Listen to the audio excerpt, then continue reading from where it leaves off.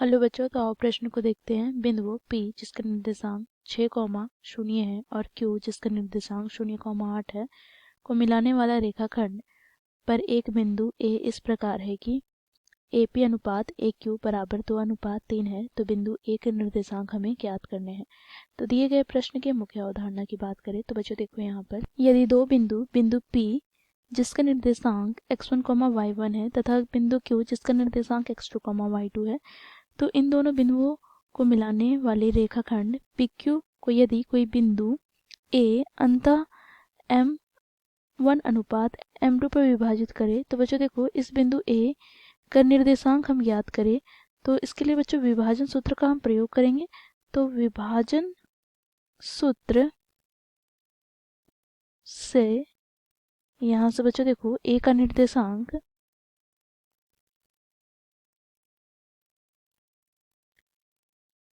को बच्चों हम x, y से प्रदर्शित करेंगे।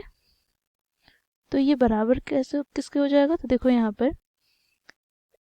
x2 गुनी m1 प्लस x1 गुनी m2 बटे में m1 प्लस m2, y का निर्देशांक क्या होगा, तो y2 गुनी m1 प्लस y1 गुनी m2 बटे में m1 प्लस m2।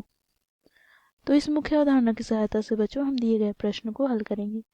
बच्चों प्रश्न में हमें बिंदु P के निर्देशांक क्या दे रखे हैं, तो देखो यहाँ पर 6,0 और बिंदु Q के निर्देशांक हमें दे रखा है 0,8। साथ ही बच्चों यहाँ पर क्या बोला गया है, देखो बिंदु A बिंदु P और Q से मिलने वाली रेखा खंड PQ पर इस प्रकार स्थित है कि AP अनुपात AQ क्या दिया गया है, तो देखो यहाँ पर AP अनुपात AQ हमें दे रखा है 2:3।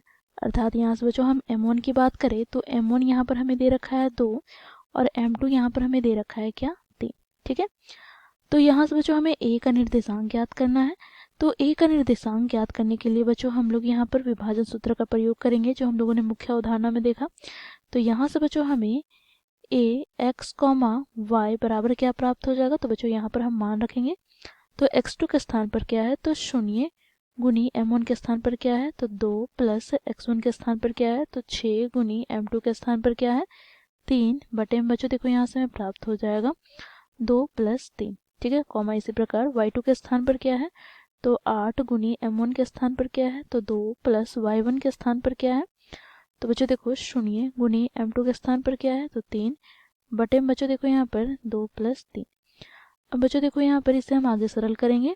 तो यहाँ से 0 से 2 को गुना करें तो 0 हमें प्राप्त हो जाएगा, प्लस में यहाँ पर 6 तिया 18, तो 18 बटे में हमें प्राप्त हो जाएगा 5, कॉमा यहाँ से बच्चों देखो 8 दूनी 16, 16 प्लस 0 बटे में 5, तो यहाँ से हमें प्राप्त हो गया 16 बटे 5। तो ये हमें प्राप्त हो गया बच्चों A का निर्देशांक।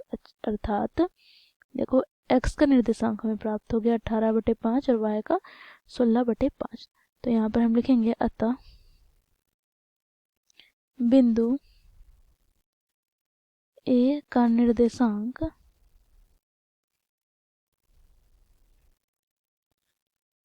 18 बटे 5, 16 बटे 5 है।